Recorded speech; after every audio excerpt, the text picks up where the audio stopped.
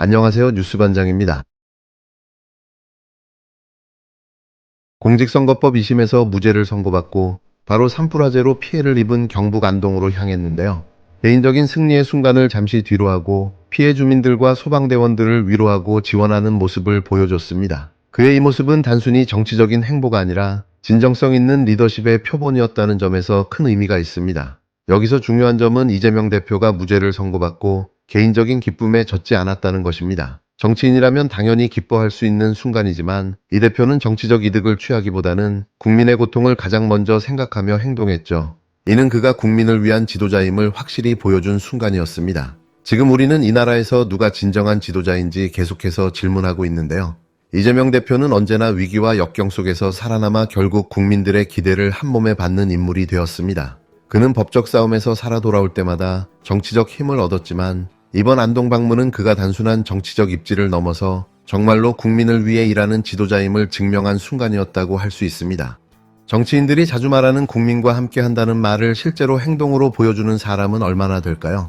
이재명 대표는 그가 겪어온 수많은 정치적 위기 속에서도 언제나 가장 중요한 것은 국민의 삶이고 그들에게 도움이 될 수 있는 정책을 펼쳐나가는 것임을 잊지 않았습니다. 안동으로 향한 이유는 그가 바로 국민의 고통에 민감한 지도자라는 것을 보여주기 위함이었죠. 이재명 대표의 행동은 그가 단순히 권력을 추구하는 정치인이 아니라 진정으로 국민을 생각하는 리더임을 보여줍니다. 그가 산불 피해 현장에 빠르게 대응한 모습은 많은 사람들에게 감동을 주었고 그의 리더십에 대한 신뢰를 더욱 굳건히 다지는 계기가 되었습니다. 정치적 위기에서 살아남을 때마다 이재명 대표는 더욱 강해졌는데요. 그가 한 번 또 한 번 정치적 역경을 딛고 다시 일어설 때마다 그를 지지하는 국민들은 그의 인품과 리더십에 더욱 끌리게 되었습니다. 이제 이재명 대표는 단순히 정치인으로서가 아니라 위기 상황에서도 국민을 생각하는 진짜 지도자로 자리 잡고 있습니다. 결국 무죄 판결 후 이재명 대표가 보여준 안동 방문은 그가 단순히 법적 승리를 넘어서 진정으로 국민과 함께하는 지도자임을 확실히 보여준 사건이었습니다.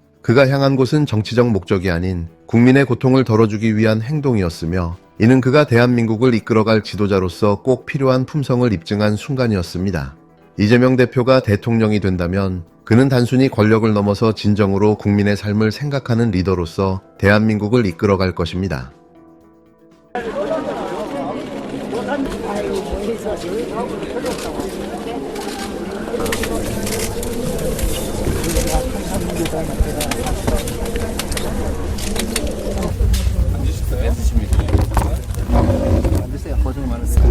설거지도 못한다. 힘이 없어. 방 한 개 요만한 건 못해. 네. 혼자 사세요? 혼자 아들이 깨끗하가 네. 오죽 하시겠어요? 봐줘서 네. 미안해. 뭐 미안할 건 없어요. 우리 어머니가 평생 세금 내셨잖아요. 힘이 없는 말이시더만 어쩔 수 없네. 전면 없는 거 아니에요. 당당하게 요구해도 돼요. 네.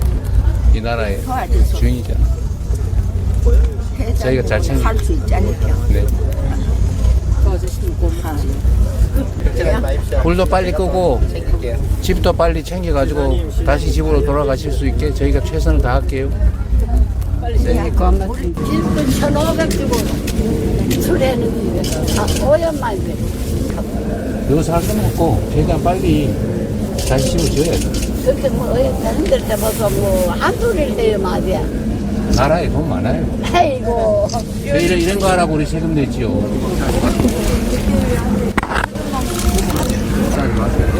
잘 봐주고 고루 잘 봐주고. 그 나라가 굉장히 당연한 일 아니겠습니까? 너무 걱정하지 마시고 이미 벌어진 일인데 잘 수습해요.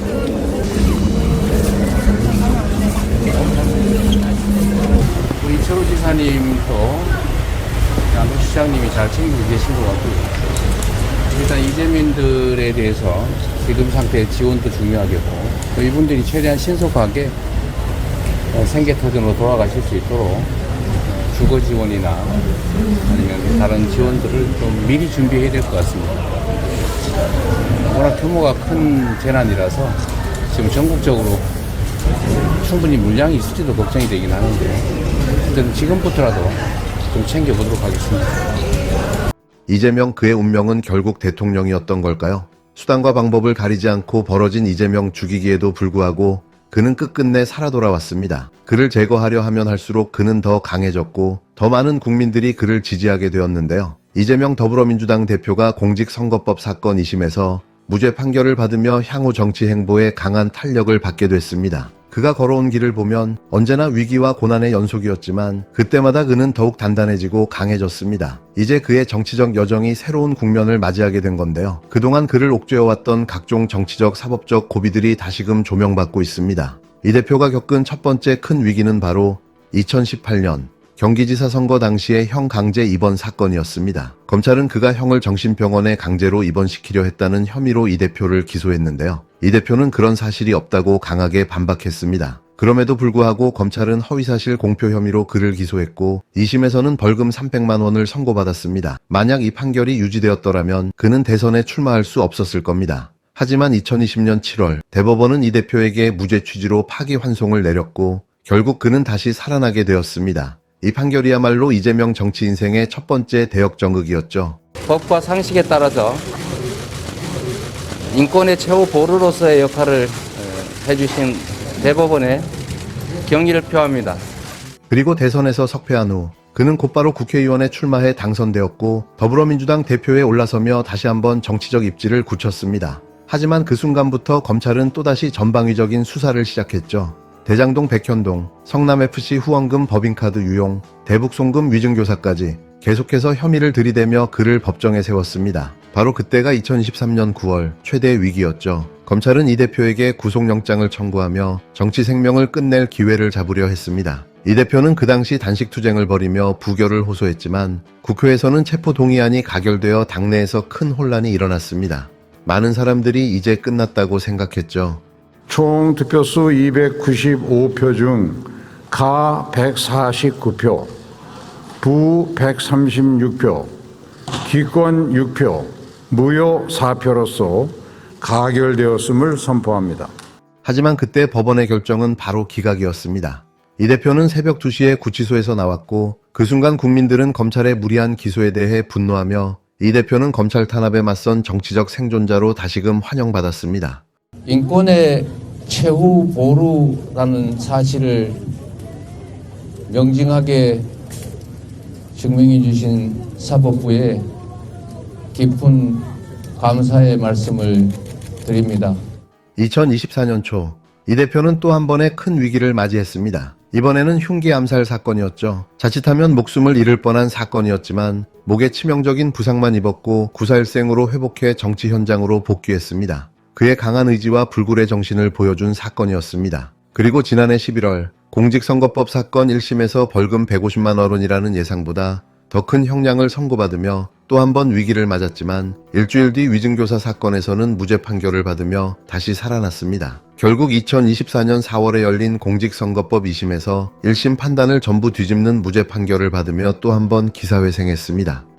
이 검찰이 또 이 정권이 이재명을 잡기 위해서 증거를 조작하고 사건을 조작하느라 썼던 그 역량을 우리 산불 예방이나 아니면 우리 국민들의 삶을 개선하는 데 썼더라면 얼마나 좋은 세상이 됐겠습니까? 이제 이 대표는 대장동 대북송금, 법인카드 유용 의혹 등 남은 재판들을 기다리고 있지만 그가 이 모든 고난을 뚫고 나갈 것이라는 믿음은 확고합니다. 국민들은 이제 이재명이 끝내려 했던 사람들 덕분에 오히려 더 강해지고 위대한 정치 지도자로 자리매김했다고 생각하고 있습니다. 만약 이재명이 이 모든 탄압을 뚫고 대통령이 된다면 그것은 단순한 정권 교체가 아니라 검찰 권력의 몰락을 의미하고 기득권 세력의 패배를 의미합니다. 그리고 그때 대한민국의 정치 지형은 완전히 바뀌는 역사적인 순간이 될 것입니다. 이재명 대표, 그를 쓰러뜨리려 했던 검찰이 결국 그를 대통령으로 만들어가는 셈입니다. 이재명은 대통령이 될 운명이었고 그가 마침내 대통령이 된다면 그를 지지했던 모든 사람들에게는 큰 승리의 순간이 될 것입니다.